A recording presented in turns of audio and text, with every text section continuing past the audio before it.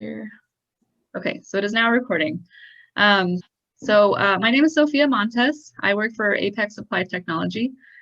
We are like a consultant group that kind of helps we work with NDC. We help them kind of manage their grant programs, organize an event like this, kind of do whatever needs to be done. We've been working with them to schedule this workshop, and we're so excited to have you here. We're gonna do some quick introductions and then just get right into it. So I'll hand it off to Bryce and Eric. Good morning, everybody. It's great to see you all here. We're excited to be able to have this workshop and to be able to have you all join us from wherever you may be. And we're appreciative of Applied Apex Technology for helping us with this and so many things.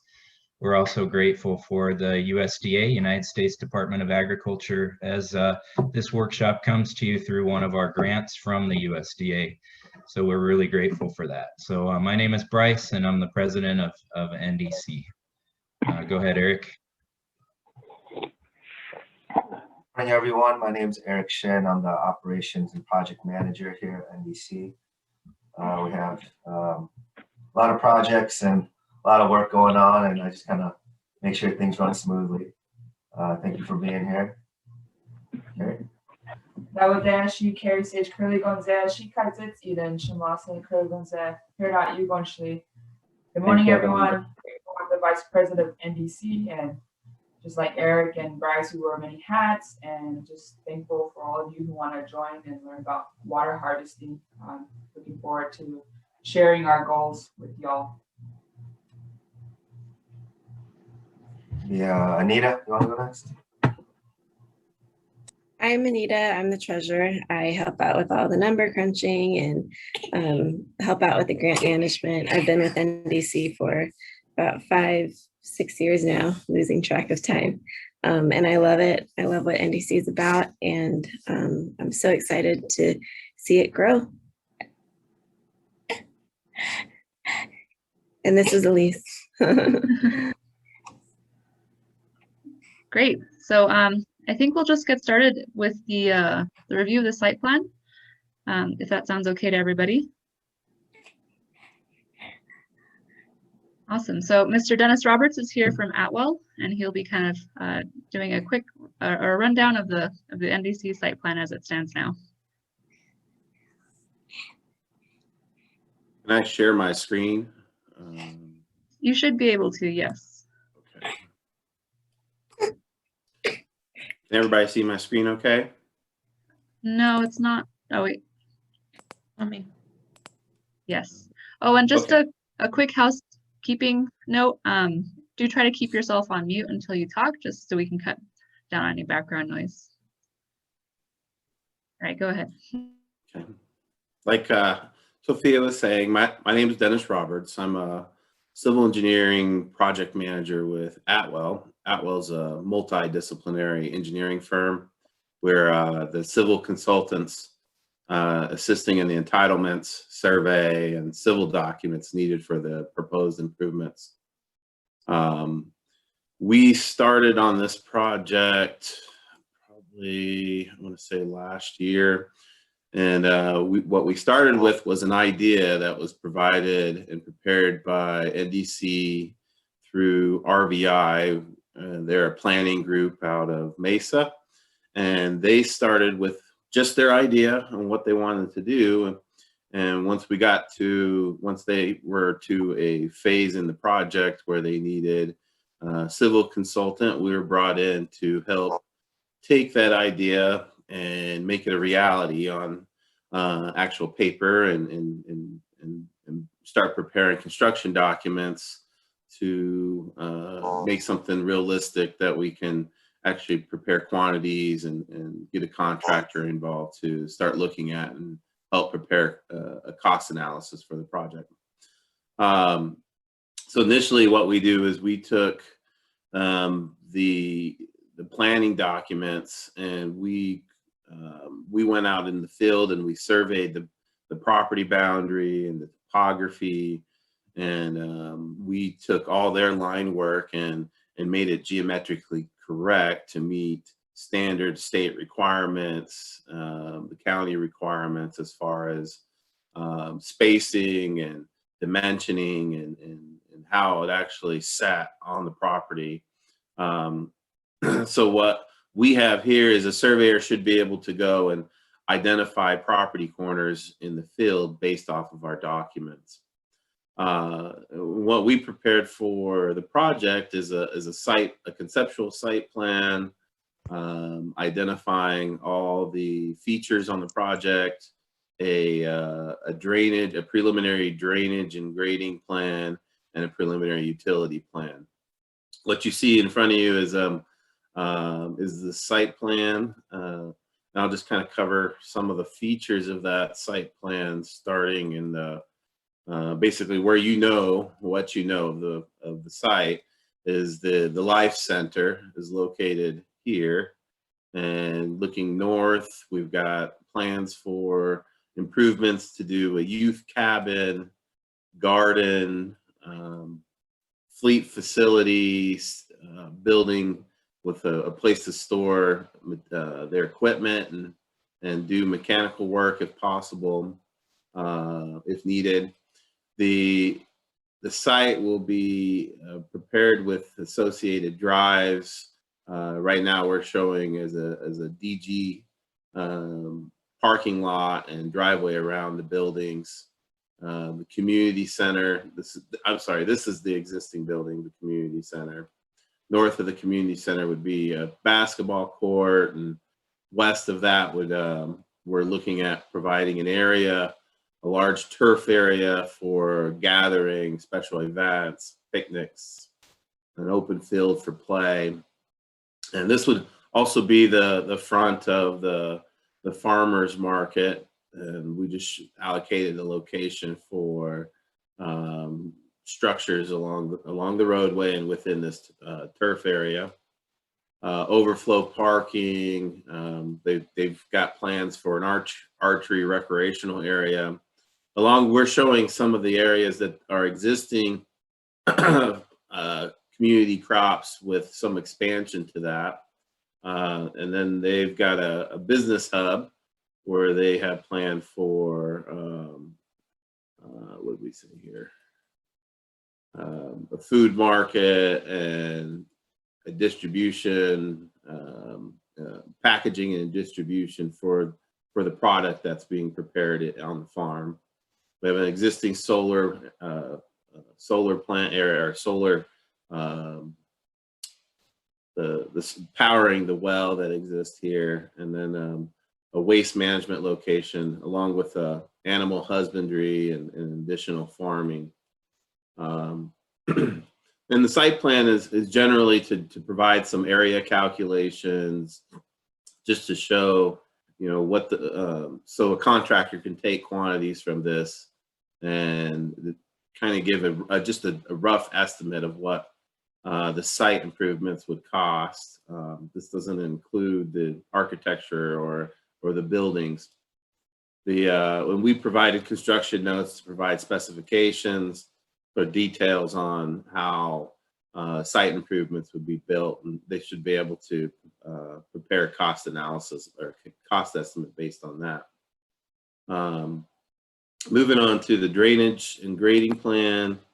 This is just a general lay of the land. What we do is we study how the property wants to drain in its existing conditions, and we use that to try to mimic what was there as a pre-development. So what the standard is for development is that you always you develop a piece of property that has something or nothing on it, and what we want to accomplish is that whatever used to rain and drain on that portion of the development and leave the site, we try to create ways to meter the flow so that it does not increase the flows downstream from the project, so that there's no environmental impacts to anything downstream. Luckily with this site, most of it drains to the east and to the south, and there's not a lot of development or anything over there. So we have some opportunities for changes on this, but at this time we provided small retention temporary basins where the water wants to drain to help meter the flow out so that we meet pre-development flows. And this is based off of the materials on the site and the soil types and the actual rainfall data for the area. We have to do this on all projects, and they have us look at a 2-year storm, a 5-year storm, and a 100-year storm. So this site, we've designed it so that it would meet the 100-year storm requirements. And this helps us too, because then we set finished floors based off of this grading scheme. And typically for a rural project like this, what we'll look at is taking the finished floor of the building, finding the highest adjacent grade and raising that 1 foot above the highest adjacent grade. And then when we get into further analysis and design, we will look at any kind of water surface elevations that may be flowing by the buildings and make sure that that all meets those requirements to be 1 foot above the highest one water surface elevation adjacent to the building. Hey, Dennis. Yes. Yeah, let me ask a question if you don't mind. Sure. So I'm not aware of FEMA has a flood plan mapped on tribal land. There's no FEMA mapping in the wash to the north. Is that what you're referring to? Yeah, but how did you determine the flood water elevation on this site? We only look at local water surface elevation. We determined the highest water surface elevation for the channel based on just the overall USGS map, and we just ran a section through the channel. And right now the channel is completely contained, and it doesn't even encroach onto the site. What we look at for these finished floors is setting it on the highest 1 foot above the highest adjacent elevation. So basically I take the high end of the corner and raise it 1 foot. And then when we get into further analysis, let's say if we have a swale or something going through here, then we would just run the determined peak flow through that section and just make sure that that finished floor elevation is set 1 foot above that water surface elevation. Okay, so basically you did some analysis locally to determine the water elevation and then raise it by a foot. Correct. Yes. Okay. We'll have to, and when we submit reports, we have to prove that for each building and show that analysis. Right. And we'll also have to show them that this channel to the north is contained and how we determine the flows for that determination. And then the utility plan is just a general utility plan providing horizontal placement based on requirements and horizontal separation requirements. And we show, if you zoom in closely, you can see we've got pipeline for sewer connection, gas and water and electric. And what we did is we mapped what exists on the site. We have 2 existing wells, one just south of the existing building now, and then one over by the solar field area. And then we have determined that there would be a need for additional septic. We're currently working in the process of determining the capacity of the existing septic and how much development can be contained within that septic, and then an expansion will be required once we get to a certain threshold of loading from each building. The water system now, with just as a preliminary layout, we've started with a a water connection to both wells. I know one well services the crop area and the other one is used for potable and for the crop area. And we've tied those systems together, and we'll provide valving to direct where you, I guess, where your water is in demand.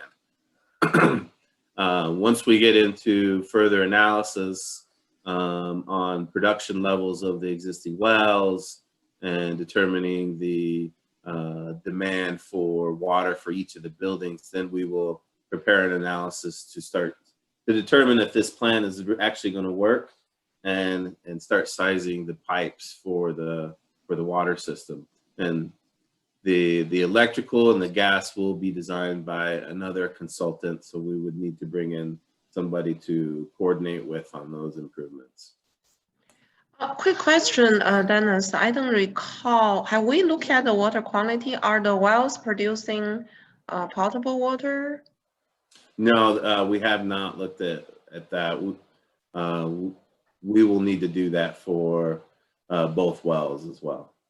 Yeah, so if indeed, I'm just thinking, if indeed the water quality does not meet the quality of the potable water, are we going to need a filtration system, or we would need a treatment station or infiltration, or yes, we would need a treatment system of some type to bring the water up to quality standards.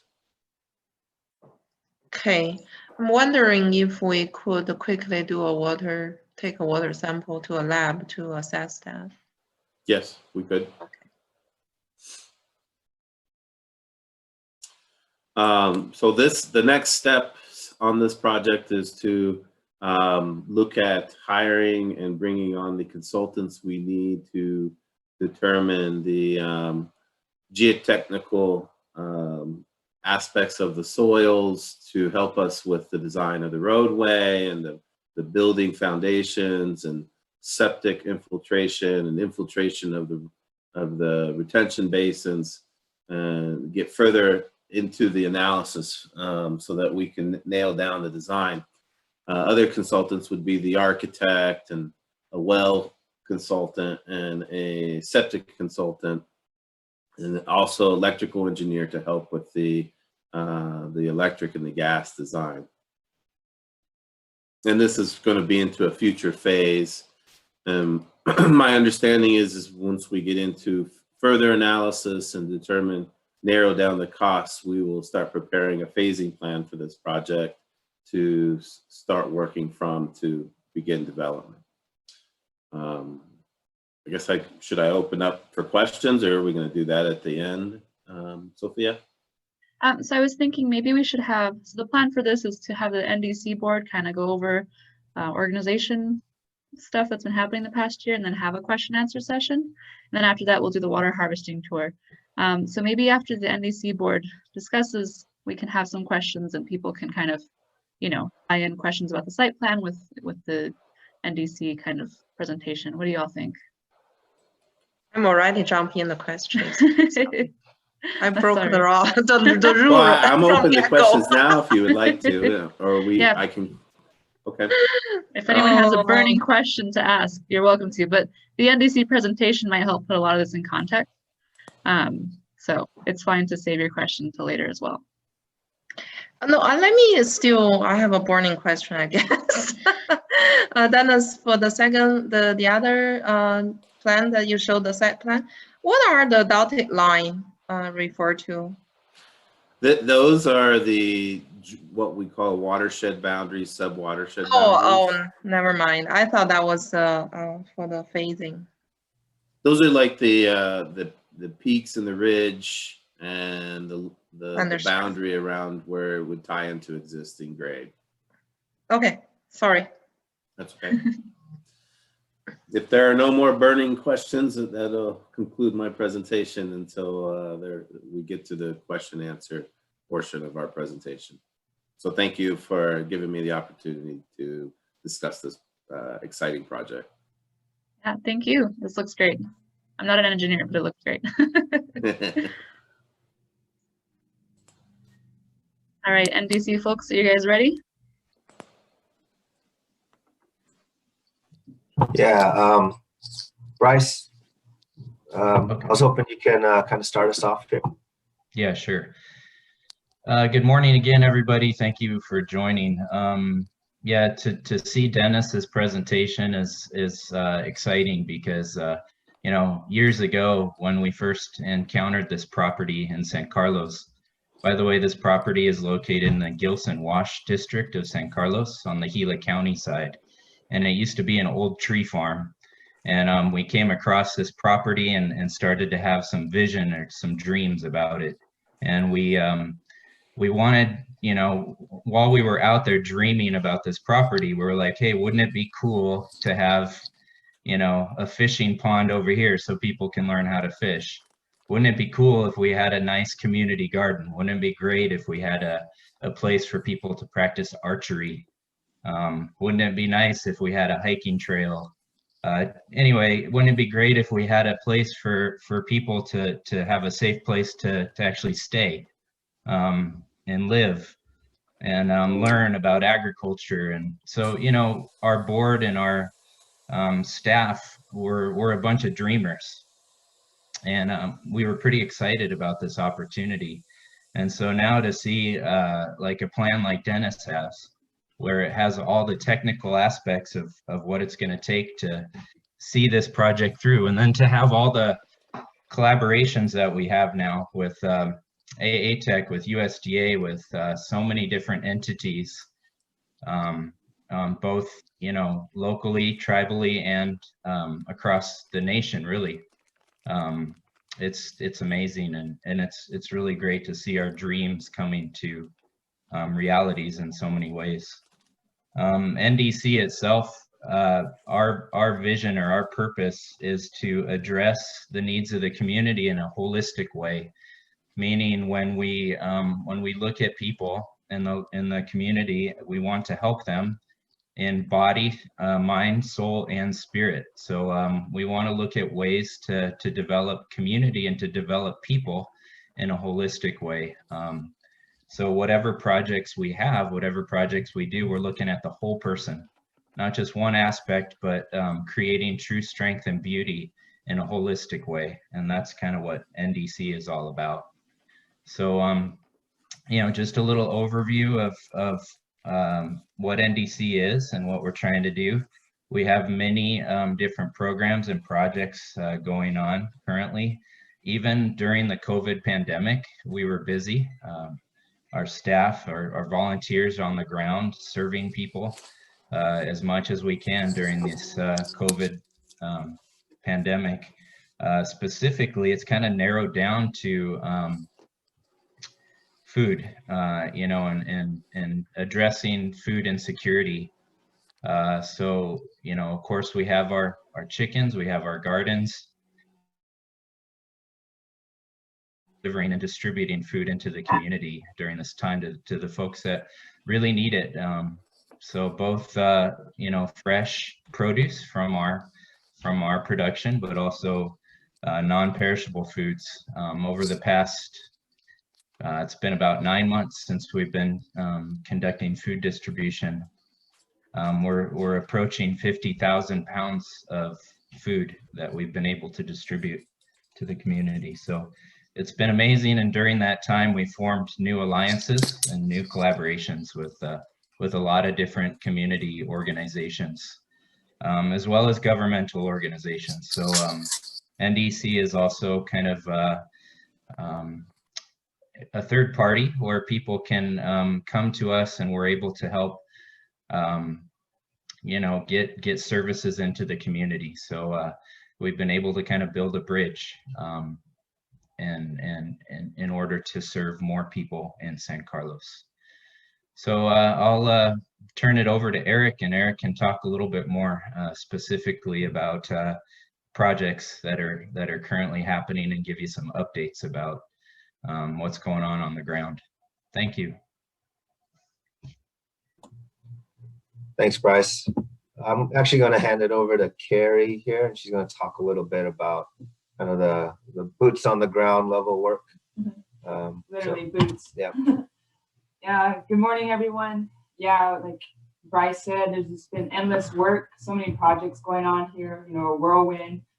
Some days feel like Tasmanian devil and just rolling around the property here. But this year, you know, this is my 5th year planting. Within the 4th year, I kind of had confidence. Again, I'm thankful for Juan, who worked along with the U of A Travel Extension. Juan, who does amazing work within the community, along with the Head Starts, the daycares, and just the school. And learning under him of all these seeds, taking care of these seeds, and learning that I had a green thumb, you know, was really awesome. And sharing that knowledge is also key for us here at NDC. You know, the community is welcome to come out here. So the garden here on site, we have like a 1 acre plot here on site, and we want it eventually to be you know, community's garden. We want people to come out here and harvest and pick and plant. And in the past, we have had the summer programs with forestry. Again, Juan and I took on maybe 60 kids. You know, he have 30 girls, now have 30 boys, and we'll switch off, and he'll do archery on site. Like Bryce has said, we just have endless programs here for the youth, impacting the youth, educational, along with our chicken coop. So this year's goal for 2021 with this 1 acre that we do have, we want to really maximize our garden plot here.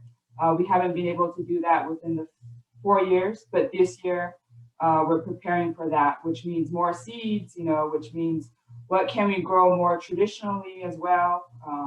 I think this year would be our first year doing the Apache gourd dippers, which is really awesome, you know, bringing that back to the culture. During this pandemic, we didn't have those sunrise ceremonies, but in the past, you see the gourd dippers, the girls, you know, drinking the tuff, the water from that. So that would be really awesome. Us building that bridge with the girls, you know, our sunrise ceremonies and just the community. For me, I found myself, you know, being a caretaker of these traditional, the Apache giant, the red sugar cane, and now the gourd dipper to the devil's claw, is just a smile. It's just gonjon, you know, our elders happy, and bringing that back.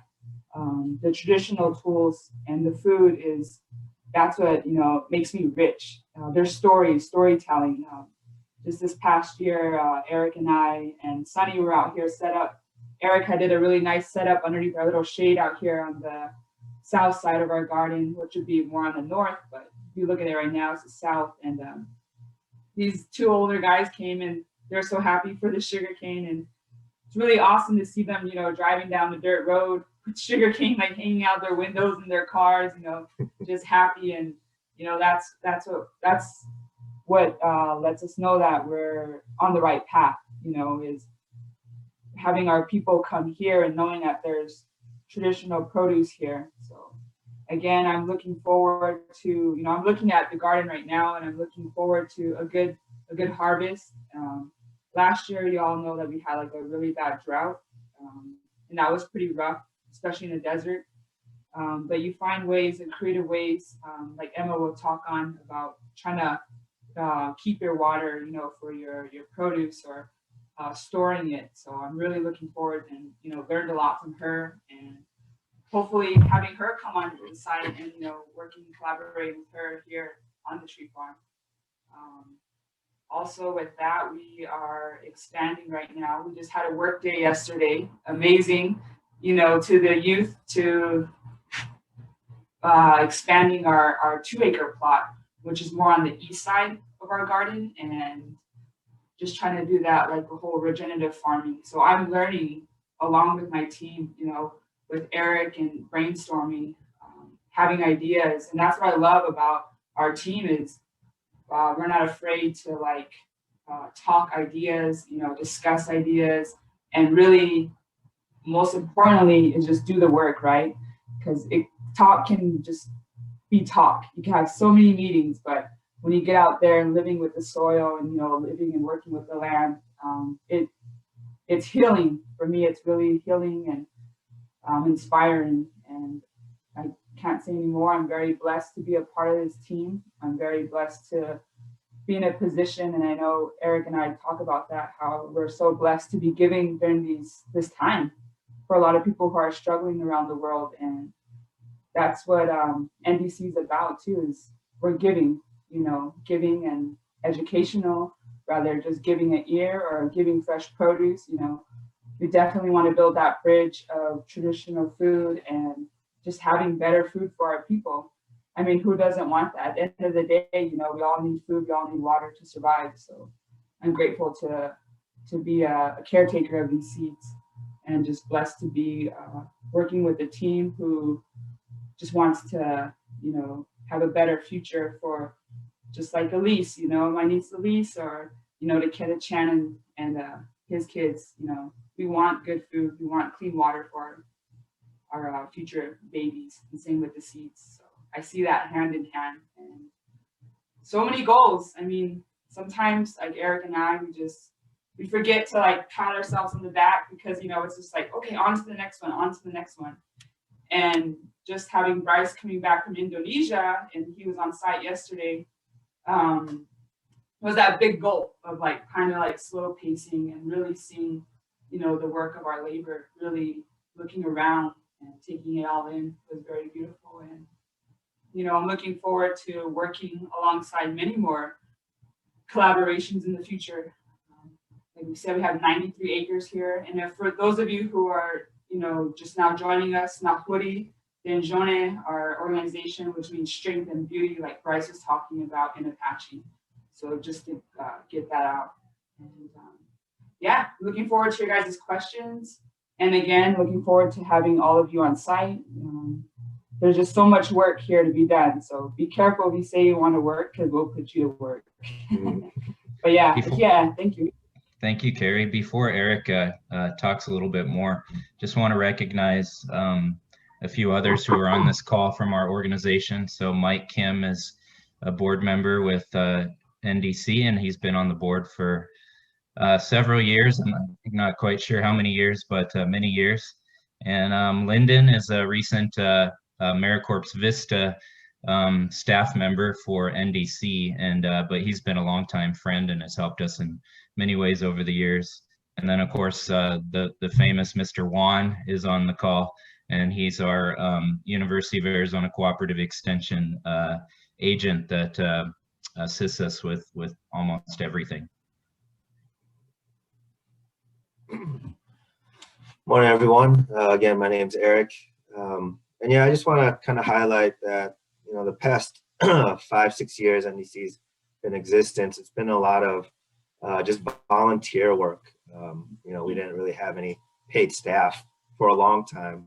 So, you know, it's working full-time jobs and then helping out with NDC. So, you know, we've come a long way in 4 or 5 years. And last year, I think largely due to the pandemic, we decided to get more organized as a organization, and really put ourselves out there as a group that can really be trusted and relied upon in the community. And so we did a lot of capacity building, and you know, we got to this point this year where we're ready to set some real goals for ourselves, and kind of reach for the stars in the next 5 to 10 years. One of the goals we have this year, and that Carrie already mentioned, was to maximize our 1 acre garden plot. Last year we grew 2,500 pounds of produce. This year we want to at least double that. So you know, we're going to plant the whole acre. Last year was roughly about half the acre, so we want to do the full plot, get more volunteers in there, be consistent with that as well, and create a really good community within the garden, and teaching people how to garden there. The next goal we have is to launch our farmers market. We've done little like stands and booths around the community, which were highly successful, and people really loved, like Carrie said, the giant and the sugar cane. You know, you see them driving away in the trucks with the sugar cane hanging out the window.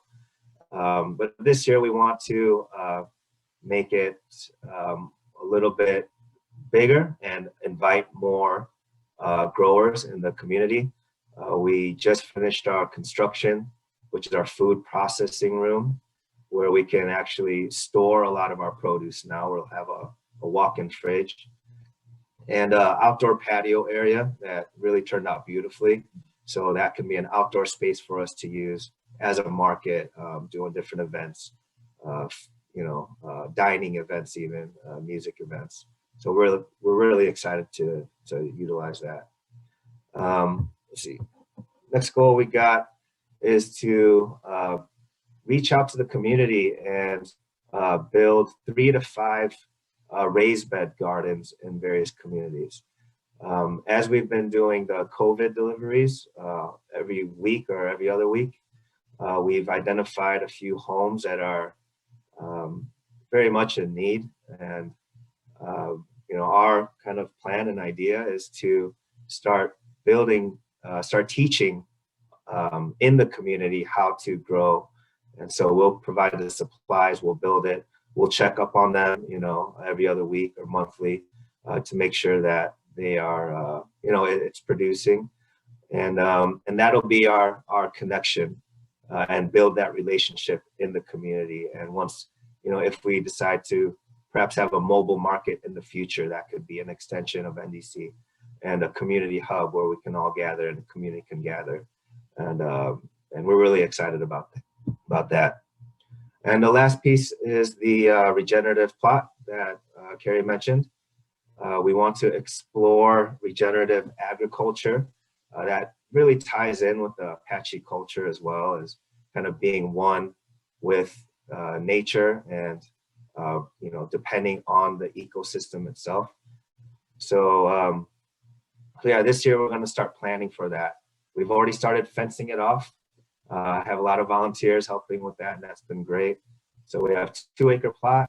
It's being fenced, possibly grow trees. I have an orchard in there, and some animals, and yeah, we'll see. We're going to keep brainstorming, and we're really excited about that. And our overall goal and mission, kind of like Bryce mentioned, is to, in all this work, it's not ultimately not about the produce, how much we grow, but it's about the people that are taking part in this work with us. So, we're looking to build relationships and to watch people transform in true strength and true beauty. And if we're not doing that, then we're not doing our job. So, the eggs and the produce, it's great, the community needs it, but we also want to raise leaders and growers and producers in that process as well. So that's kind of the underlying mission that is always there, that we're always trying to strive for.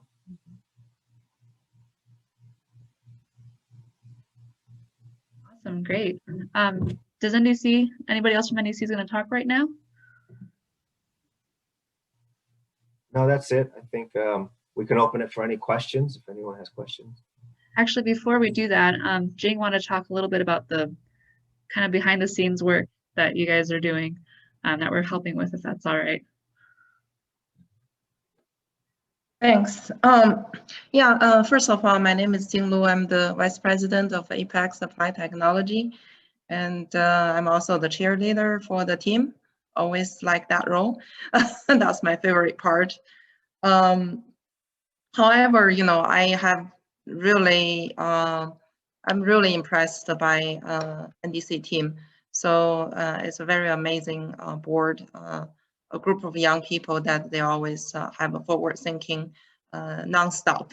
So for the short of, I think we've been together working with you guys probably 3-4 years, and the outcome is amazing. So you can see how many programs has been identified, not only identified, but delivered. The site is totally transformed, right? So we have the knowledge and we have the history. We got the pictures showing how much difference the site has become. So I just want to take a little bit time and talk about behind the scene work. For our goal, I just talk a little bit about AATech. Our mission is to bridge the gap of people's dream with the things happen in the ground. So it's kind of bring dream to reality type of thing. We love to work behind the scene. We capture the dreams and we help the community figure out the ways to make it happen, So that is our mission. That is what we want to do. So think about from the very beginning, how many programs, either with USDA or with some other foundations, we have delivered to NDC. They're like, I don't know, I lost track. There are 5, 6 of them. I just want to quickly point them out and talk briefly about them and see how this work we are being able to facilitate NDC to achieve their goals, and how this how we can help to bring your goals into the future as well. So if you recall that at the very beginning, we had a socially disadvantaged outreach program that was completed successfully. At the time, that was almost an introduction, right? Because we first got to know you guys, we had the strategic planning meetings, and slowly kind of get the dream, put it together. The second program we had was the first RBDG program with rural development, USDA Rural Development. That program, that grant allowed the planning happen, with RBI. Is it not R? What is the Jeff's team? The RVI, I think. RVI. RVI. Yeah. RVI, yeah, I mixed with another partners that we work with. So yeah, that program grant allowed RVI to come up with the planning document for this project. And that grant also allowed the commercial kitchen, the small commercial kitchen, to be installed. So amazing work, Eric and Bryce and the team. So they put together this commercial kitchen, supported some ongoing programs. So that was the first rural business development grant. And then we went ahead, got a community facility technical assistance and training program. That program grant allowed Dennis and his team to work on the design, the development of the site plan. Currently, Dennis just presented the wonderful work that their team, the help, the assistance they provided, is all sponsored by this commercial, what is called community facility TAT program. And then the next year, the following year, we developed a community facility TAT program year 2, and also a foundation grant from a Native American Agricultural Fund. So as a combination, using the combination grant, we will sponsor, NDC will sponsor the design work for phase 1, maybe phase 1, 2, depends on how we're gonna face this project. So we'll be able to design the first initial phases of this grants already secured. So we have the funding to do so, right? That is TAT year 2 and the NAF. So, and we also earlier in this year, I like to refer to Dennis and Eric's your goal. That's perfectly in line with our grant development, because earlier in the year, and our team worked on a farm to school program with One and the U of A team. So that will allow NDC to somewhat focus on the gardening, the 2-acre, the local food production effort. And there's another small program that Sophia helped put together, is the First Nation local food program. That's a smaller program, however, will allow NDC to run a pilot program for farmers market and install some raised bed, garden bed in the community. So those programs applications has been put in, and we just hope, cross fingers, we'll get that to support your dream, your objectives. And then right now, currently, we're working on 2 more USDA grants. So this is getting more exciting. One is the CFTAT, Community Facility TAT Program Year 3. So, well, I should talk about the other one first. Is NDC RBDG. Would like to try to get NDC a second Rural Business Development grant to actually doing the construction of a phase 1. So after the design from our consulting team, that we get to, hopefully we get another grant for you to build the very first phase of this food hub. So it's getting more exciting. And then the year 3, you know, we are working on Allegra on our team. She is working hard to develop a grant application for the Community Facility Technical Assistant Training Program for year 3. And hopefully we'll use that to finish the remaining design, you know, the design for the remaining facility.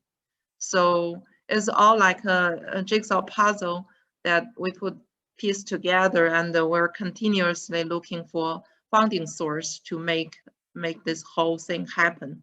And meanwhile, NDC is working hard to work through other foundations, you know, the United Ways, and there are a number of them that I can't even name them, but they're working really hard to get other funding source to develop their program. So one thing, the reason I want to point this out is like not only the team is a very visionary, it's a visionary leadership that they have, and also that the team is working really well to be able to break down the big dream into manageable chunks and work with resources from outside the community to sponsor and support the work and make a dream come true.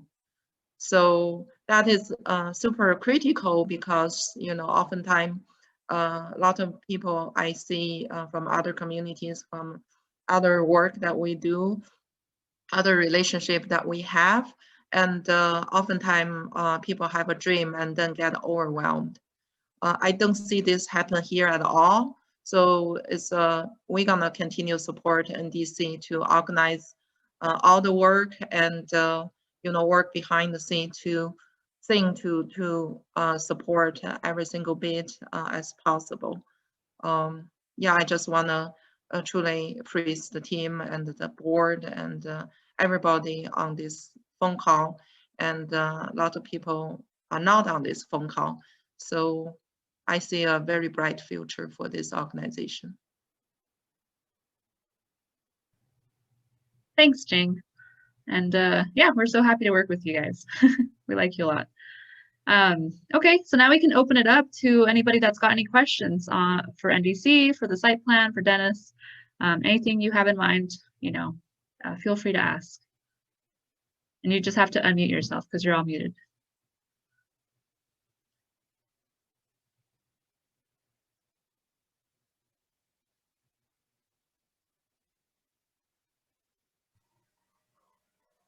Sophia, you I said have a we could.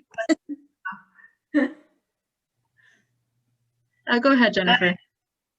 For NDC, do they have a program where they take seedlings and plant those? It'd be nice if you could build a greenhouse or something like that for the students to get involved.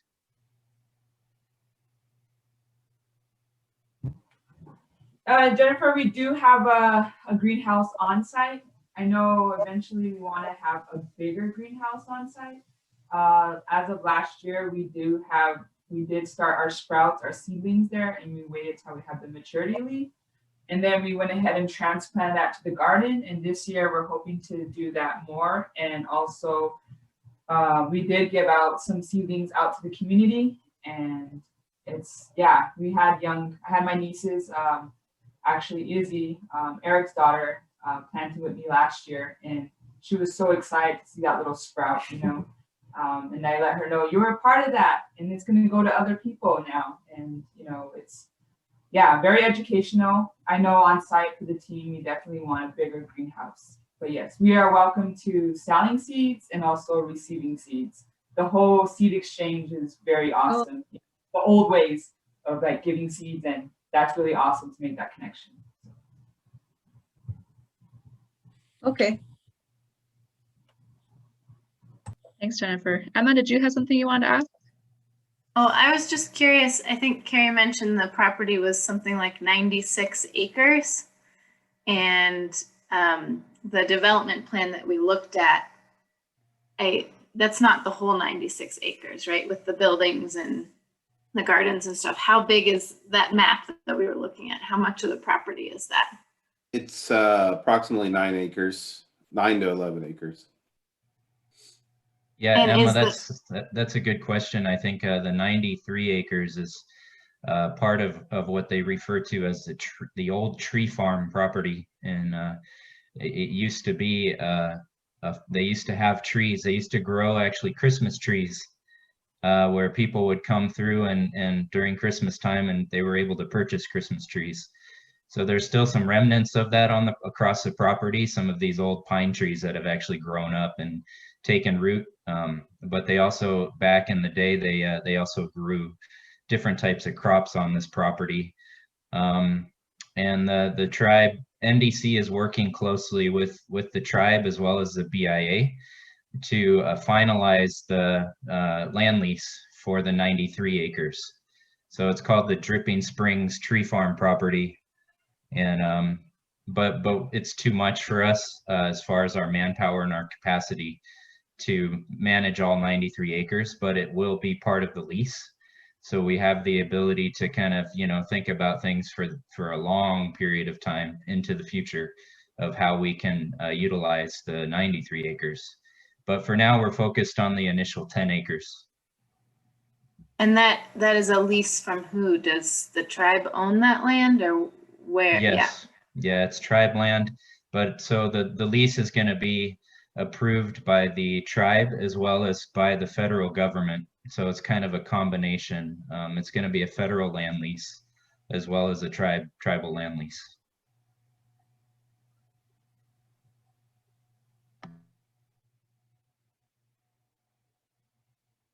Great. Anybody have any more questions for NDC? It can be about the site or future plans for the organization. Upcoming events they might have, anything like that. Maybe I can ask a question, Bryce. Let me ask my question. So how about the educational program? Do you guys have any plans and for the future education, providing education to the community in terms of agricultural and farming? Yeah, I could take that one. We have, even yesterday, we had, my wife runs a cooperative school with, students out in San Carlos and in Globe. And they come probably once a week or once every other week to help work on the chickens. And there's just a small select few that are doing school virtually. And the parents really want them to get out and to have social interaction. So we provide a safe kind of educational place for them to collect the eggs, clean them, package them. We teach them about the chickens, and then in the future have them part of the business process as well. And yeah, I think this year, depending on the pandemic and how things pan out, we would like to incorporate more of the school and the school systems into what we do, as far as having kids on site, learning about composting and learning about the garden and planting and weeding. But we'll go about that carefully and safely and see how what's happening in the world. But that definitely is what a main focus for our organization is, to reach the kids. Yeah, and then how about the technical assistance program you guys become the hub of the community, food hub and educational hub, and also the business and technical assistance. So do you have any plan to expand that? Yes, Go ahead, Eric. I think as we grow, it will kind of naturally, we'll find the time when it's right. It's just so difficult to say right now and set that like kind of concrete plan or date because of all the changes. But yeah, you know, with the long-term plan that Dennis shared, the business incubator is part of that design. We definitely want to have community members be a part of our market. And so, you know, we can kind of coach and teach along the way and, provide a space where we can really focus on that and then bring in the experts in different fields and even, teach, what we know to these, future growers or farmers, whatever skills they want to learn. So yeah, it's hard to give a concrete answer on that, but it's definitely something that we do want to do. Bryce, did you want to add to that? Yeah, I was just going to say for now, big emphasis with NDC and a big strength of our team is in developing relationships. So within the community, we're trying to just develop better relationships with businesses. And so that we can, connect them with resources and education related to building their business or building a facility. And that's what the USDA grants that we're receiving through, our partnership with AA Tech is to provide that education and training. So right now it's kind of building the foundation with relationships. And for example, one positive relationship that's happened over the past few months is with Boykin Construction Company, and Eric and Carrie have been working closely with them. And they've been doing an excellent job with our facility expansion, some construction on our property. And, so that's a business that we're connecting with and we're building a relationship with. And then we can evaluate how we can help each other, us with their growth as a business, but also them contracting with us and actually producing some really good work for us on the property. So that's one example of just continuing to build the relationships with the local people, the local businesses, so that we can help each other. Additionally, the education, related to education, we've had the summer camp for kids over the past 4 or 5 years, of course, not this year because of COVID, but we want to get that going again for youth and continue to meet with the youth in the community and have our summer camp. Machen Thompson has kind of spearheaded that over the past several years. So we're excited about restarting that when we're able to. I'd like to add to that. So one of our board members, Elijah Albert, and also with Mike, they're working together to start a skate school, which is like skateboarding within the community. So that was a huge success right before the pandemic hit. So, that's another kind of outreach we have, is to reach kids that way. And of course, Carrie, as you all know, is an amazing artist and, graffiti artist. And, there's educational opportunities there and youth outreach there.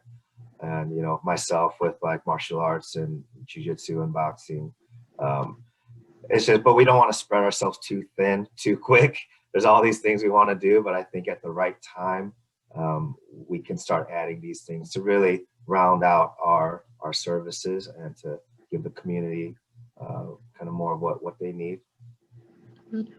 Actually, like your statement, Eric, you just said if we don't work with people, we're not doing our job. Right. That's what we're about. And we can get lost in the work sometimes, just put our heads down and just grind it out. But we just always have to remind ourselves it's people that's most important. And so it's planting seeds in people as well as the ground. You guys are going to be the most hip farmers, just skateboarding while you plant. Being totally rad. Hey, I'm gonna move to NDC one after I retire, so move to Globe. Does anyone have any other questions for NDC? Yeah, good morning. My name is Olga John. I'm calling in from the Nation. I also do like farm work. I'm doing an internship right now, and I'm working on building my own Juniper Canyon farms, which Apex like helped me out with. And I'm happy to be invited here and just to hear about what you guys are doing out there, the San Carlos Apache. I wanted to know if you guys of what you guys are growing right now, and if you guys do like foraging.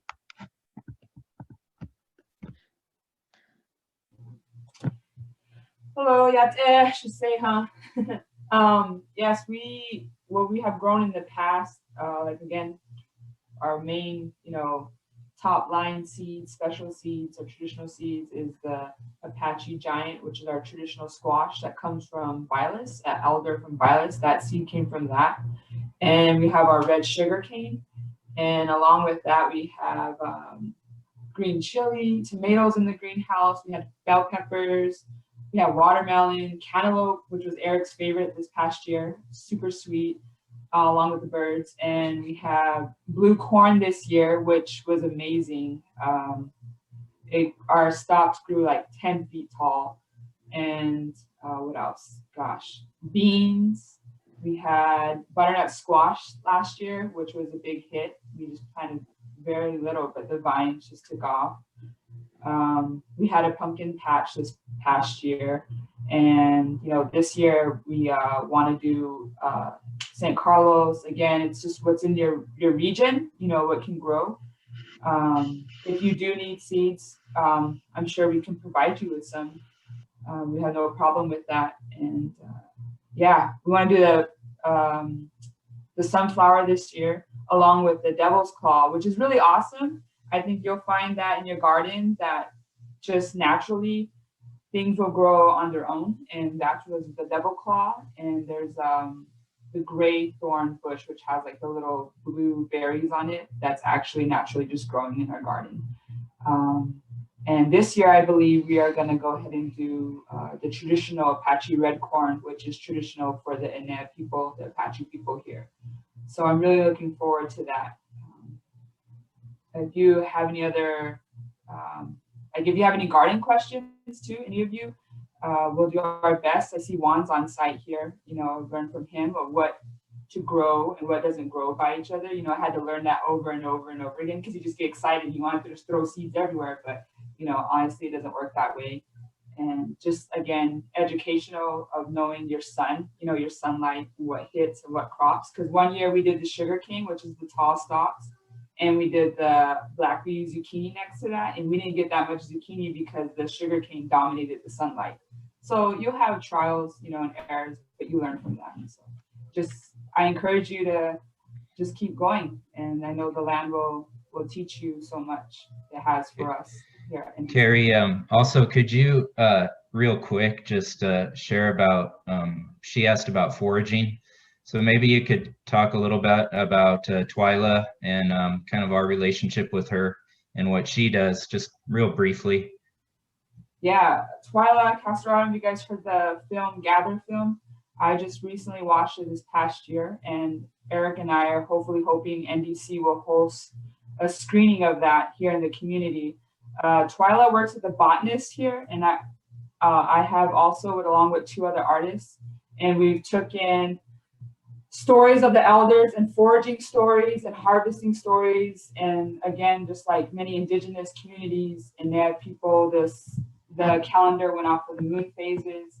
And yeah, it's Twyla. We have a whole calendar here that's depicted on what you can harvest in that certain time of the season throughout the year.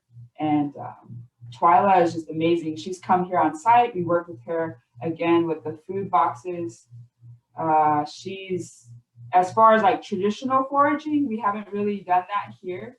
I do have chia seeds on me on site that we hope to naturally grow in our wash that you guys see on site, which is north of us. But Twyla, she does amazing stuff.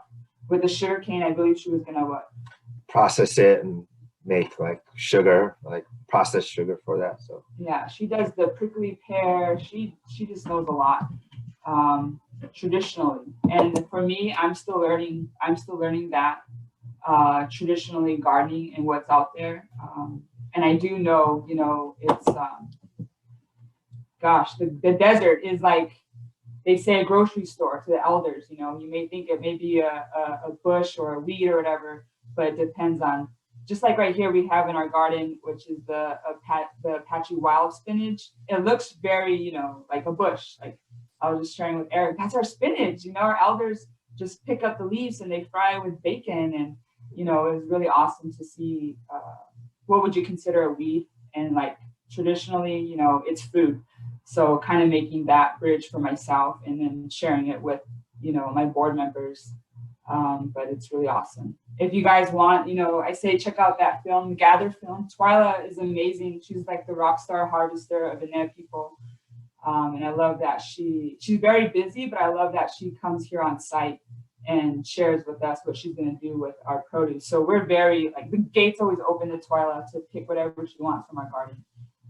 So I'm hoping along with our food hub and our kitchen that she can do some, we could do some videos, you know, on traditional cooking with the produce, like the giant and the sugar cane and so on. So.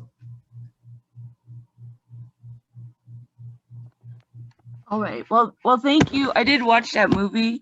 That's why I was asking, because I noticed that she was from the San Carlos Apache. Yeah, the Bilas area. Yeah, I saw her harvesting some rats. It was like, yeah, it was really cool. I have not tried the pat rat, but I definitely want her. I want to try it. I would. And some people are like, ugh, gross, you know, but I definitely want to try it. Hopefully the NDC team, maybe she'll bring some pat rats out here and we'll cook it out here. You know, that's the kind of stuff that I'm hoping this year too. The goal is to have more of our traditional cooking. I'm sure some of the best cooking I've had was, you know, my matsane or my shibuya by a fire, right? Just the crackling of a fire, some of the best hands down cooking I ever had. And I definitely want to make that connection here with us too on site, is to be cooking by a fire, you know, it's so beautiful, right? When you harvest your own food, it's kind of like you admire it more rather than going through a fast food and you just get a brown bag and you're just eating it and driving at the same time. But it's so beautiful to kind of sit with your harvest and cut it up and just have that love and that connection. And that's exactly what Twyla does. And same here on the team. And I just want to hit that I'm not saying like Apache Giants only for tribal members, you know. I want non-Apache people to have a palate for this power food. And that's my goal too. I don't care if you're Apache or not. I want you just to taste this rich food that's better for your body. Yeah. Well, thank you. Great. You know, as a Mexican, anything tastes good in a corn tortilla, right? Put it in a taco. Pack rat might be okay. Okay, well, if no one has any more questions for NDC, I think we can go ahead and get started on the water harvesting tour. So last call for any, you know, burning questions. Awesome. Okay. Maybe Sophia, just sorry. Sure. I think I do have a kind of a question for the board, like based on going back to Dennis. Dennis is too relaxed here, so I'm gonna put him back on the spot. So because I want to clearly hear what would be the NDC's vision for phase 1, phase 2, and so on and so forth. Would you mind to spend like 5 minutes to talk about it, so we clearly understand that will give us a really clear idea what would be the to put in the next generation of a grants application.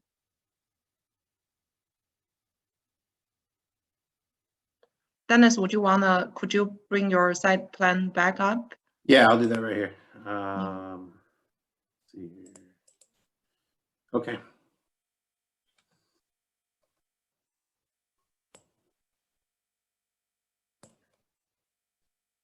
All right, so that question that's directed to NDC, right? the phasing would need to be. Yeah.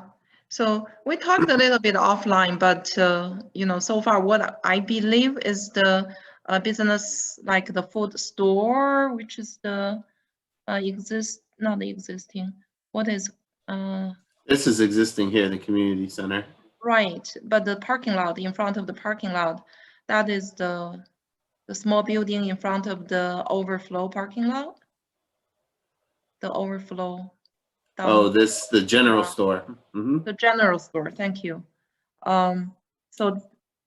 So Bryce and Eric, what you guys think?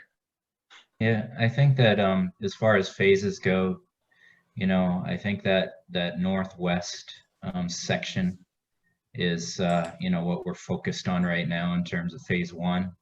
But that also includes our community garden, maximizing our community crops. And then the other plot that we're currently working on is that other plot that's to the east of the road. Because that one, because that's near our agriculture, our solar powered agriculture well.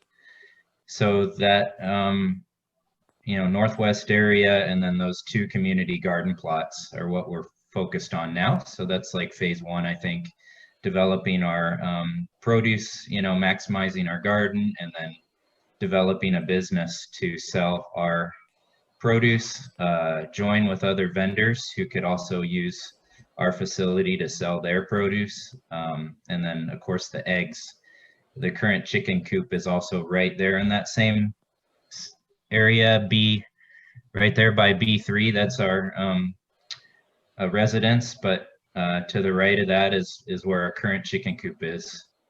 So yeah, we're just kind of that's phase 1 right there. Phase 2 would probably be, you know, maybe down lower where we develop more of the agriculture, small business incubation, things like that, animal husbandry. And then I think more in the future is going to be that camp, youth cabins, multi-purpose center. That's probably further out because it requires more funding for facilities and infrastructure, things like that. So what we have now is developing the land, which would be more about gardening and market development and small business through that. I think that archery recreational area can be probably a second phase as well, because that's you know, we got Juan, who's apparently, not a lot of us didn't even know this, but Juan is like a professional archer now, and he can kind of teach that to kids. So you know, I won't put him on the spot for that, but that's you know, seems to be one of his expert areas right now, another one of his expert areas. So yeah, that was a little jumbled up, so it's but that's kind of our focus right now for phase 1. Eric, maybe you have some other thoughts, or Carrie, on that. No, I think you hit it on the head, Bryce. That was good.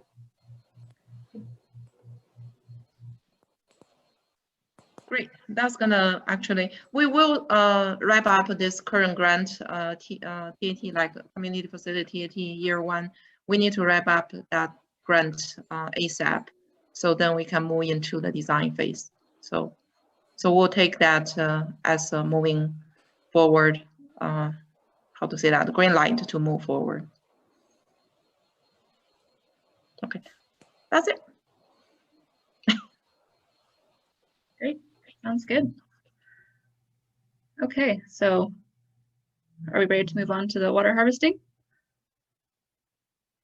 So I will, first I'm going to introduce Ms. Emma Stahl-Wert, who is our expert here today in our meeting. So I'm gonna, she can do a quick introduction of herself, and then I'll show the video, which is the virtual tour, and then we'll have a question and answer session after that. So Emma, if you want to go ahead. I just took a bite of food. Hi, everybody. My name is Emma Stahl-Wert. I met some of you in the last workshop, and a good number of you came to Tucson to tour one of my water harvesting projects down here. And that was really fun. Thanks for coming to see that and bring it back to your community. I'll just introduce a little bit about myself and my experience, and then a little preview of what the video is going to be of. So I actually grew up on the East Coast. I grew up in Pittsburgh, but I moved to Tucson after I graduated from college in 2011. And when I first moved here, the thing that I had been interested in doing and had done some work in back east was in urban farming. And I did that here first through a volunteer program through my church, where they provide housing and a connection for young adults to work at local nonprofits. And they have programs like that all over the country. And I did one here in Tucson and was working for an organization called Primavera, who mostly works with homeless folks, providing housing and job search support. But they really wanted to start developing more of their housing projects to have better community support and not just be temporary housing, but also be like healthy places to live and learn and grow for their residents. And so the garden project was part of that sort of bigger goal of having healthy housing. And I started that here in Tucson. So I ran a couple of urban garden farms with Primavera's participants and residents for 2 years. But that was also my introduction to farming in the desert. So that's where I really started to get my feet wet on understanding desert ecology and how to grow food here and how important water is, and even nutrients. Like where I come from, you put seeds in the ground and they grow. And so it was a whole new world for me to learn what's necessary to successfully grow food in the desert. And that led me to being really interested in how to use a more sustainable water supply as I learned more about our reliance on the Colorado River water and even well water in areas where our groundwater is depleted. If we continue to use groundwater, it's going to continue to deplete that source. And at least in Tucson, our rivers that the Atum and Pasquayaki have farmed along for thousands of years no longer run because of our groundwater use. And so as I learned about all of that, I realized I like farming, I like growing food. I think I probably still want to do that in some capacity, but really focusing on where I'm getting my water from first felt important and sort of like a key piece of the puzzle. And so that's how I ended up working my way into a job at another nonprofit here called Watershed Management Group that really just focuses on teaching community, the Tucson area community, how to do rainwater harvesting in a really hands-on way. And they also, part of that organization works on policy and other things, even statewide. Like they were really instrumental in getting the composting toilet permits passed at the state level with Arizona Department of Environmental Quality. But that's not my expertise. I don't know much about policy or government related things. I'm just glad that someone's working on that side. And the work that I did was really like the hands-on learning about native plants, learning how to do rainwater harvesting landscapes that are set up to really absorb the water and support the plants that grow there, and also how to install tanks and even gray water systems so you can reuse water for multiple beneficial purposes.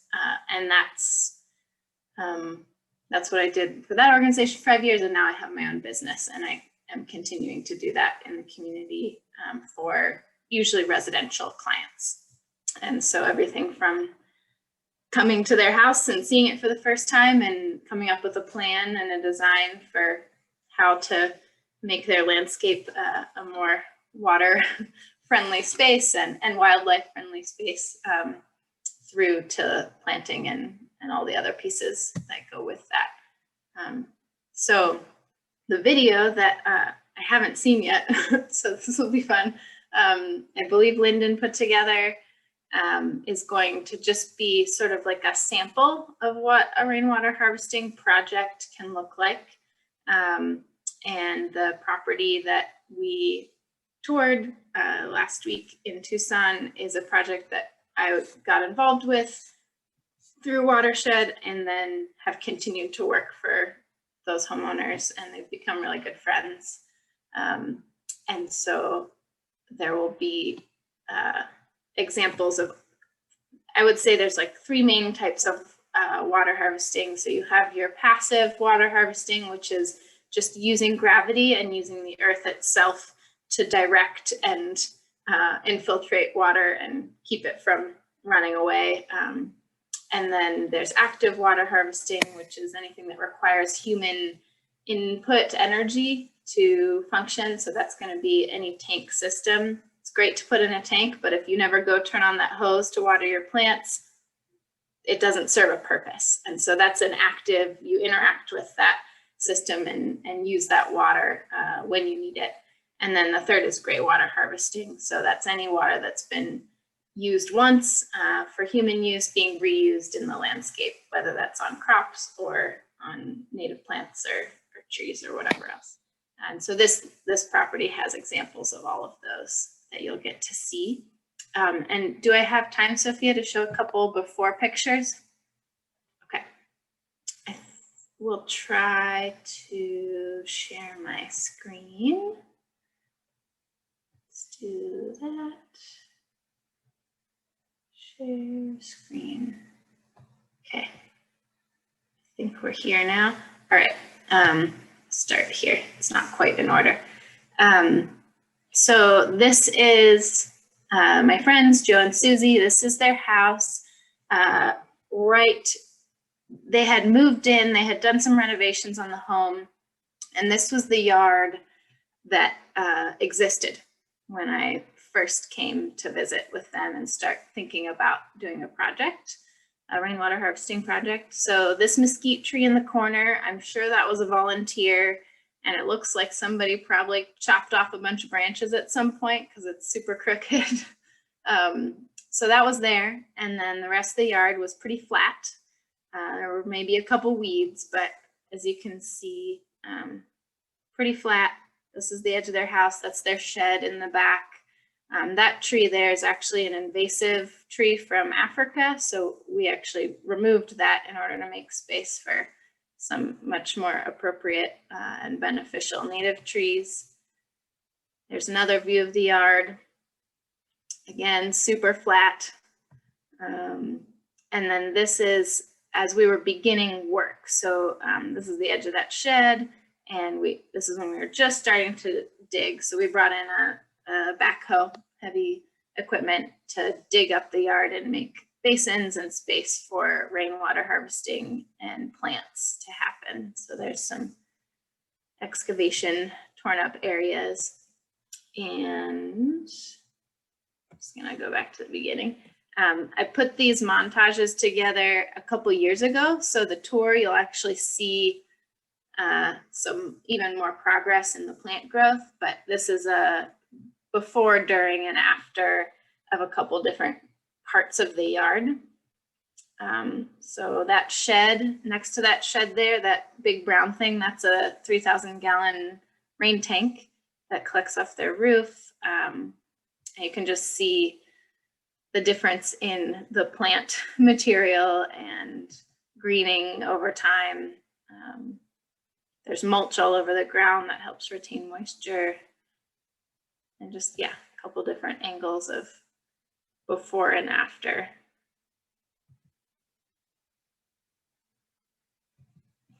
Okay, that's it. Okay, so we'll do the virtual tour. Great.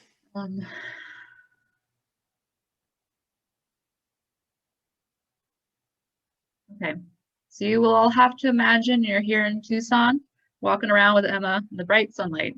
Let's see, and let's hope this works.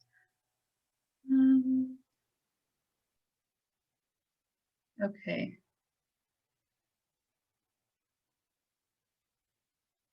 Let me try to fix some audio here.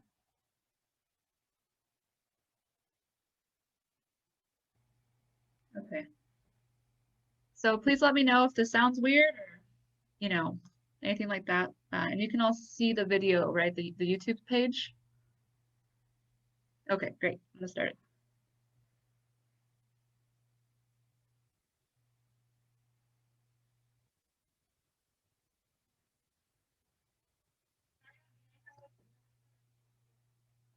Just to be clear, everyone can hear okay?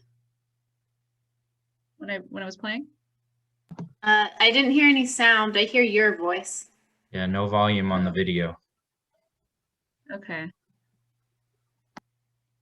Lyndon, I turned on turn on original sound. Should I turn that off?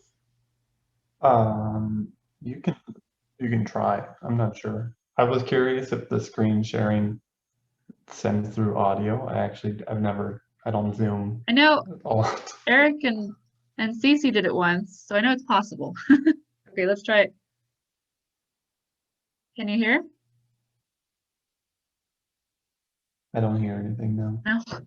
Okay. I do have if it's not gonna work, I have my backup plan, which I don't know if it'll work either. But If you could stop sharing and reshare when you're selecting which screen to share, at the bottom is usually a setting for play computer audio as well as share computer video at the very bottom left corner of your share window, right before you start sharing your I see. Yes, screen. thank you. Oh, Okay, let's try this again. Kenneth, the Zoom Pro. Yes. All right. Welcome to Joe and Susie's home in How's that? Can everyone hear? Barrio Viejo. Is that good? Yes, Yeah. good. Yeah, I can hear it. Okay. Which is a historic neighborhood in Tucson. We're just looking at this site today as a way to get to know some basic rainwater harvesting principles. So I'm going to talk through some design principles for rainwater harvesting, and we'll get to see how they were applied at this home and this property, but the same principles are going to apply anywhere that you're working with water and trying to take care of our environment. So to start, the most helpful thing is to think about the area you're working with as a watershed. So a watershed is an area of land where all of the water that falls on that space collects and leaves at a common outlet. So you might live in the Gila River watershed, which means that every raindrop that falls in your community eventually makes its way to the Gila River. But you can bring that scale down to a residential size and think about, on this property, every drop that falls here, where is it going and where's the lowest point that it's going to outlet from. So in this scenario, this house happens to be in the Santa Cruz River watershed. The Santa Cruz River is just to our west. So overall, this property is sloping down to the west because in general, the water wants to flow towards the river. There's some ups and downs. We'll get to that, but that's the main drainage pattern. And when we're thinking about the property like a watershed, we're going to start thinking about our rainwater harvesting techniques by starting at the top of the watershed. So because there's a home on this property and the home is the tallest thing, the first place water is going to hit in this watershed is the roof. So when water falls on the roof, that's our first opportunity to think about how we're going to use that water. And the ways we want to use that water is all towards this goal of slowing, spreading, and sinking the rainwater. So we're going to slow it down so that it doesn't cause damage. We're going to spread it out so that it benefits the largest area possible, and we want it to sink in. So starting at the roof, the first thing that we can do is we could put gutters on this home, and that's going to help us collect that water and put it at a particular place in the landscape. In the case of this property, we actually collected water into a rain tank, which we're going to look at. Rain tanks are really fantastic for watering plants that need irrigation year-round, which would mean any non-native plant, whether that's fruit trees or a vegetable garden or even some ornamentals that aren't from around here. Those plants need regular water, and then having a tank that's stored water for later is great. If you're just thinking of planting nice plants and having a nice landscape, a tank is not necessary because our native plants know how to survive dry periods. They were evolved to do that, and they do a really good job. We're still gonna help slow spread and sink the water for our native plants, but we don't necessarily need a tank unless you're growing food or non-native other ornamentals.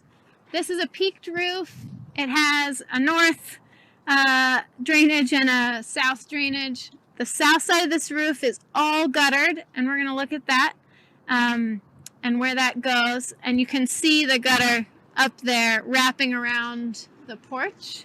So let's go in and see where that's going. So all of this gutter outlets through this rain head or leaf screen and goes into a pipe. So this box is really important because it has a screen on it that prevents debris from getting into the plumbing. And it's really hard to clean out a pipe that's underground. So we want to prevent that, not clean it out later. So the screen keeps leaves and sticks and bugs and other critters from getting in there. And then our water comes into this PVC pipe, which is our downspout, and it goes underground. Then the other thing we're going to look at on this side of the house is our second source of water in this landscape is not rainwater actually, but gray water. Any water that's been gently used once by humans, and then we're going to reuse it again in the landscape. Pretty much any water you use in your house can then be piped out and reused in the landscape as gray water. The exceptions are toilet water. That's considered black water because it has bacteria in it that's not safe to just put out on our plants. And actually, at least here, the codes are that kitchen sink water is also considered black water. And I think that's because of the variety of food matter that could be in there could cause bacteria that would be potentially harmful. Shower water, bath water, for sure laundry water, those are all really easy to reuse. The plumbing is easy and inexpensive, and the water itself is perfectly safe to put on your plants. So our underground pipes came through the driveway here. They're under our feet. And now we have another roof area to capture. So now we're on the north side of the house. Part of this roof is guttered over to this corner. Same thing, goes into this nice pipe, goes underground, and it connects with our other roof line. So most of the roof drainage is now all in this one pipe, and that wraps around still underground to this pipe. And this goes into our nice, this is a 2,800 gallon tank, so almost 3,000 gallons. And this is where the water comes into the tank. It's called our inflow. This is all gravity. So because this pipe here is lower than that pipe on the wall over there, when it rains, water comes right up here and falls in the tank. Like any rainwater harvesting system, you always have to plan for an overflow. Now, that may not happen every year, that may not happen all the time, but in the event of a big storm, the water will find a place to go, and it's much better if you plan ahead for that than find out what's going to happen when it does. So in the case of this tank, the overflow is on the other side, comes out at the top. So the tank fills all the way up before it starts overflowing. When it does overflow, it enters our landscape into this basin. Now, the thing to know about where we are right now is we did a circle around the house. We're now at the far east side of the property, which is the highest point in this property because everything's flowing west. So as we're deciding where to put things, like our tank, we put them at the highest point in the property because then we have the most opportunity using gravity to slow spread and sink our water as it heads back towards the river. Ultimately, it wants to go to the river, but we want to help keep as much of it on site as possible. So tank's at the top, first basin is also at the top. The overflow comes here and fills this up. have a series of basins, slowing, spreading, sinking along the way.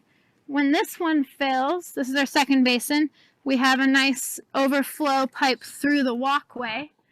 And this walkway was an addition after the landscape went in, but we wanted to make sure that even though this walkway was going in, there was still a way for water to pass, or we would end up having water flooding over the walkway or maybe backing up towards the house, something like that, which would not be desirable. So water can get under the walkway and then fill this nice large basin. So this is the main landscape area that we had space to put in plants. All of these are native velvet mesquite trees. These were all chest high when we planted them, and they're just about 4 years old. It's winter, so a lot of this stuff is not growing right now, but we've got some nice big bunch grasses down in the bottom. Grasses are really good for improving soil health and improving infiltration. So if you're having a lot of like standing water, puddling, we don't want that. We don't want to create mosquito habitat. And grasses, their root structures really help water move into the soil and not get stuck and ponding. So we always like to put some grasses in the bottom of the basin. So our other plants, as you can see, are placed like on the edges of the basins where their roots can get down in there and take advantage of all that water, but their trunks aren't getting flooded out whenever it rains. There's one more little basin on this side. There's a little section of roof here that was separate because of the porch roof, and so you can't make water flow uphill. That's another thing you have to work with when you're doing rainwater harvesting. And instead of running another piece of pipe over to the tank, which we didn't really need because we already had plenty of roof area feeding the tank, we just let this roof area feed the landscape directly.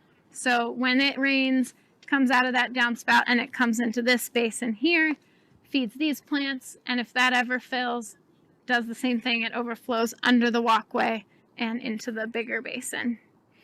All right, so now we're back on the west side of the property. Just wanted to like come full circle and see what's happening out here.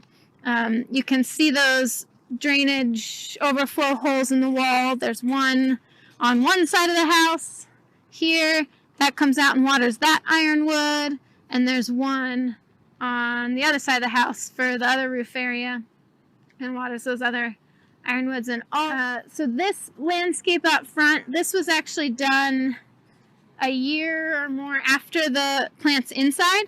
So this is about 3 years in the ground. And what was here originally was just a slope down to the road. The property is a little higher than the street, and so there's just kind of like a dirt hill down to the road. And every time it rained, that dirt would wash away. It would wash across the sidewalk. There'd be a whole bunch of dirt on the sidewalk, and the water was just going right into the street. So we actually created this retaining wall with rocks to build up the edge so that water couldn't come this way. And then we have our basins, our depressions that hold the water where the trees are planted. And if those fill, we have an overflow down to the side. But it's not just washing through, it's filling in, and then if it needs to, it'll overflow through the rocks. We did a similar thing out here. This is just a normal median, but it was full of dirt and there was nowhere for water to stay. If it did rain here, the water would just run off. So we actually removed several inches of dirt in the median so that, and this is just sidewalk water that's coming here. Whenever it rains, that sidewalk drains into this landscape and stays. It's not a lot of water, but it makes a huge difference for the wildflowers that come up in the spring. Now there's a place for this water to soak in. And we used rocks here because that's what wildflowers like, and it keeps it a little cleaner, keeps the dust down.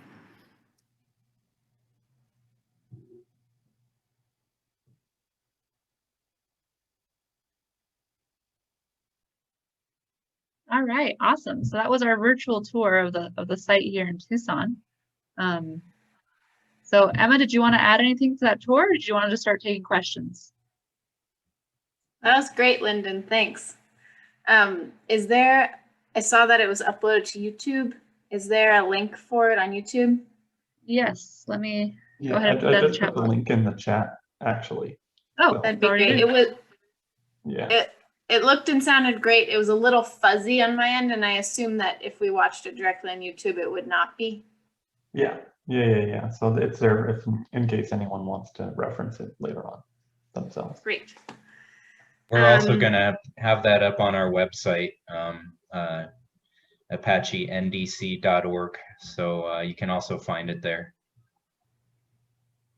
That's great. I don't have anything specific to add, but I would love to answer any questions that brought up for anyone.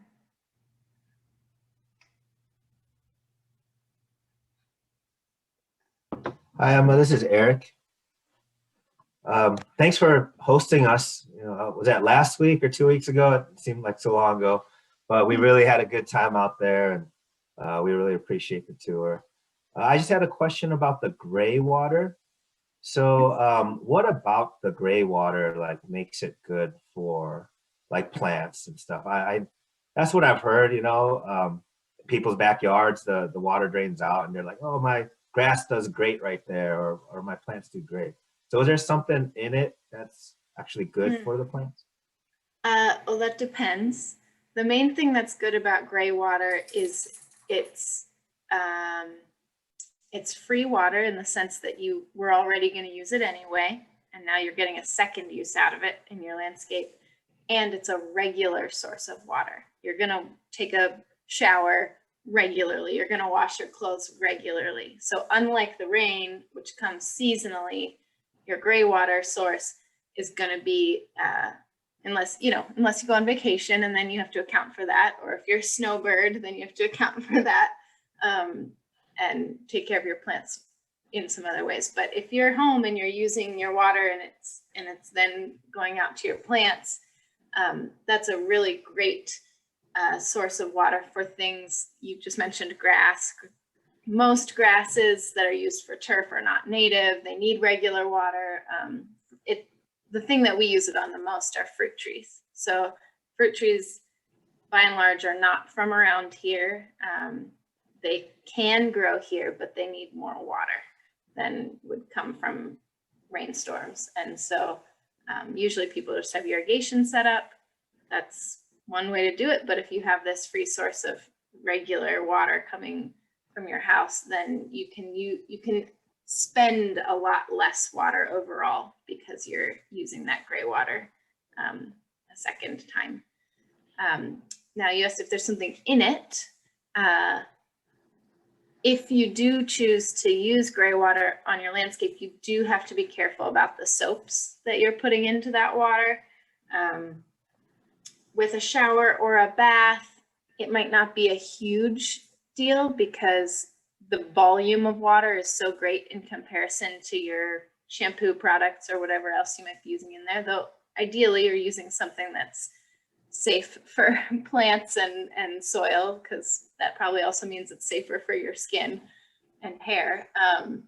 But especially with laundry detergents, by and large, can have some pretty unpleasant chemicals in them that you would not want to be putting on your plants or in the soil. And so it is important to get, if you're going to be using that water in the landscape.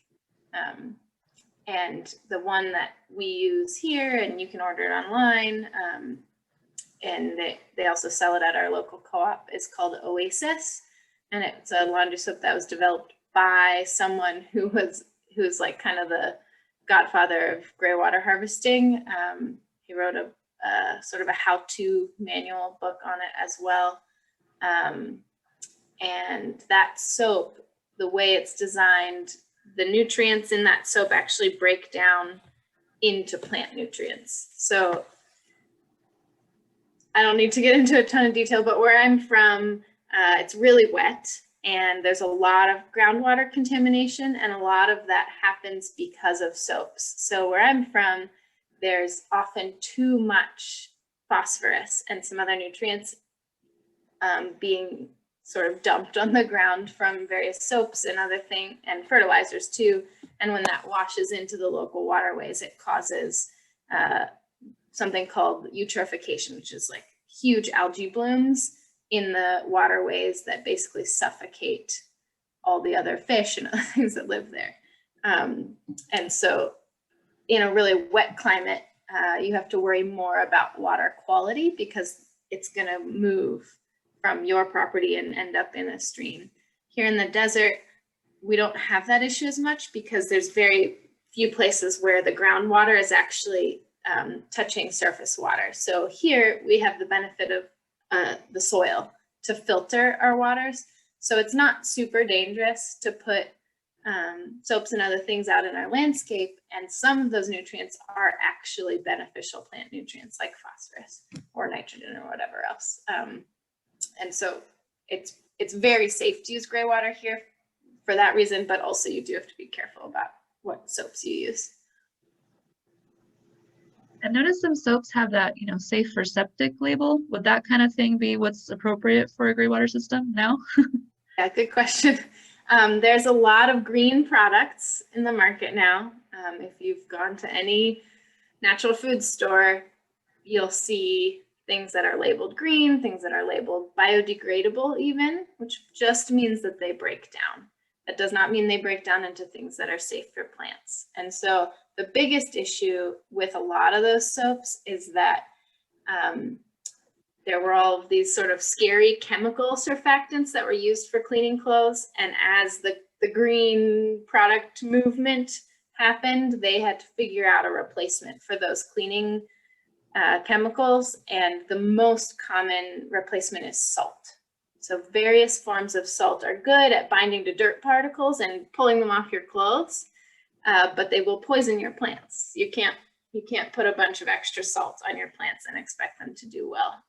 So it's not technically toxic, or it's not poisonous, but it is a problem in the landscape. So it is important to find a soap that is specifically gray water safe. And the only one that I can absolutely recommend is called Oasis. There may be others, but that would be the most safe. The other piece of that puzzle is that a small amount of salt in the soil is not going to cause a big problem. So it's more about like it accumulating over time. If you're always using a lot of soap and it's always going to this one spot, it's going to accumulate and cause problems.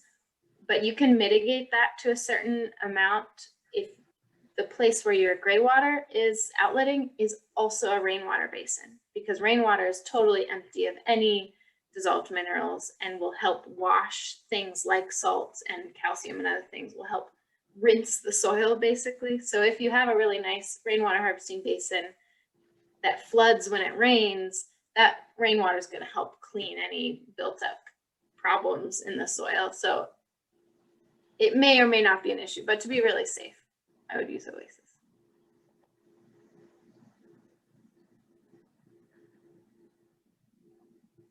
Emma, this is Kenneth Chan over here. I'm curious if you could give a very brief overview. I don't think we have the time for the details, but how do you evaluate for a site, especially a small site, maybe a residential site, something like that, whether or not a gray water system is worth installing, I guess, for all various benefits. And I do apologize if I missed something earlier where you might have already spoken about that. But for example, home, I could say, yeah, I kind of hate the idea of wasting water that could be used, but just all the costs associated with installing, I'm not really sure how to evaluate or start evaluating. Is it worthwhile? The biggest, so yeah, I mean, there's lots of, when you started asking that question, I was thinking more about big picture, how do you evaluate a site? But specifically for gray water, the cost is going to be very low in general, like the plumbing and the things that are needed to connect your existing drain pipe to a different drain pipe that goes out to landscape. Those costs are pretty low. The materials are in the $100 to $200 range.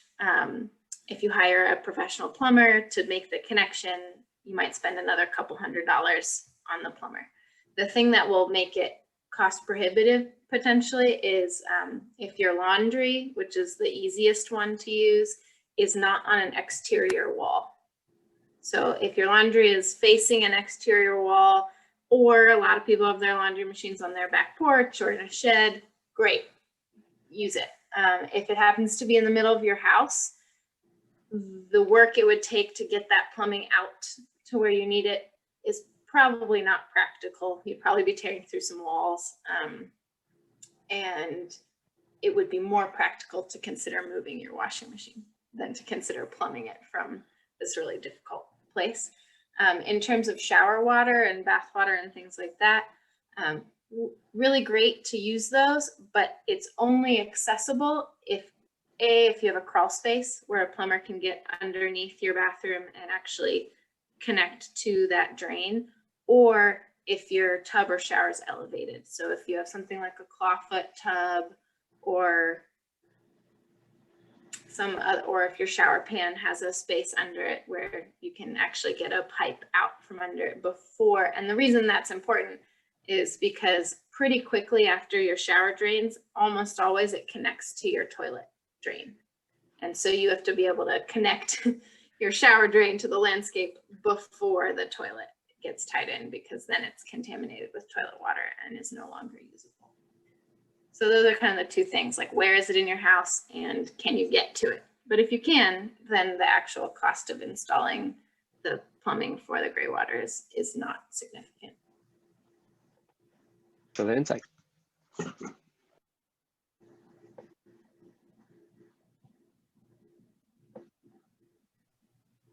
Any other questions for Emma?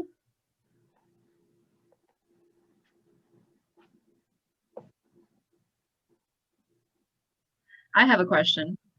What role do plants do in a landscape, besides utilizing the water, obviously? For instance, could you do a passive system with no plants?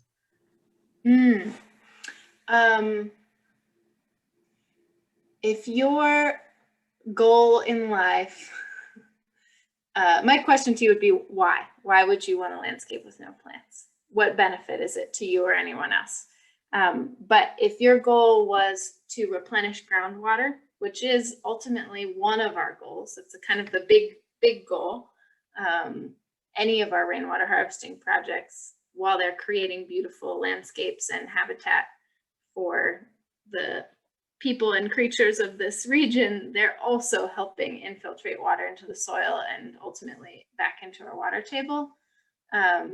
But if you just wanted to focus on getting water into the water table, you could try to have basins that infiltrate a lot of water, and that's a lot of what engineers do with flood control. Is they have really big retention basins with the intention of getting water back into the ground. Often those do have ponding issues. At least in Tucson, that's something I see a lot, is we have these big retention basins, and now there's a lot of standing water that's not moving into the soil. And I mentioned in the tour that grasses are really great for helping infiltration, but it would be far more beneficial for many people to be doing rainwater harvesting in their yard on their scale, on a small scale, than to have one big retention basin. Like, you just can't get the same benefit on that with that one big engineered pit that you could if a bunch of people were doing it. So the role plants play in the landscape is they help with infiltration. They provide shade, which in the desert is a huge deal. They provide habitat, so all of our birds and bees and butterflies and all the other creatures that were here before us rely on the plants that were here before we came in and bulldozed and built houses and everything else. So as we replant some of those native plants in our yards, we're actually reintroducing the environment that was here before we came along. And it is possible, even in an urban setting, to have a pretty healthy ecosystem and coexist with our wildlife neighbors, but only if we're planting native plants and considering that in our landscape design. Cool, thank you. Does anyone else have any more questions for Emma? This is your chance to talk to a, professional. Hopefully there will be more chances. Yes. Awesome. Well, that wraps up, this workshop and info session. I want to, thank you all so much for taking your morning and hanging out with us and participating in this. We appreciate having the community input, and we love being able to share knowledge with you. And thanks for Emma for, being here. NDC, do you guys want to say any closing remarks before we wrap up? Just thank you so much for your support. Everybody that's here, we appreciate you joining in, and we're excited about the future. Continue to collaborate with all of those people here as well as more. So thank you so much, everybody, and yeah, we're excited to move forward. Eric, Carrie. Yeah, everyone. Beautiful work. Oh man. Good job, Emma. Thank you again for having us, and just ahead, everyone, have a good weekend, and looking forward to collaborating with all of you. And check out, if you haven't already, NDC's Facebook page and their website is a great way to keep track of everything that they're doing, which is really impressive work. And if you're interested in stopping by, let us know, give us a message, and we're always open to show what we're doing. So feel free to stop by. We would love to visit. I'll have to talk to you about it. Yep. Anytime. Hi, Jane. Thanks, Jane. Thanks, Sophia. Thanks, Emma. Thanks, Dennis, for the plans. Lyndon for the video. That was pretty amazing. Great job on that video. Yeah, I knew we hired him for a reason. That was great. Thanks. We will ask him to help us to do some work if that's okay. Well, we got his plate pretty full, so we're gonna have to. Oh. We're gonna have to fight for his time. I knew you were gonna say that. He's in high demand, but of course, we won't take him away from you. We're part of you guys. So. I know. I'm joking. I know. But yeah, this video, I think for Emma, the video would be great for us. It's a resource to share with the community. And we'd love to keep producing stuff like this, and it's mutually beneficial content. So, whatever works to help everybody, work together. Yeah, I think this COVID thing taught us a lot of things, even though everybody just feel crazy about it. But, depressed sometimes, but we learned a lot, things that we do that we don't think would ever possible. We just go ahead, do it, and works. So Emma, I truly enjoyed your presentation and the thing you do. So I'm looking forward to get to know you a bit better. So I think this is not the only opportunity we see you. So hopefully we'll get to work together more often. All right. Well, on that note, thank you again, everyone, and have a great, rest of your day. Everybody.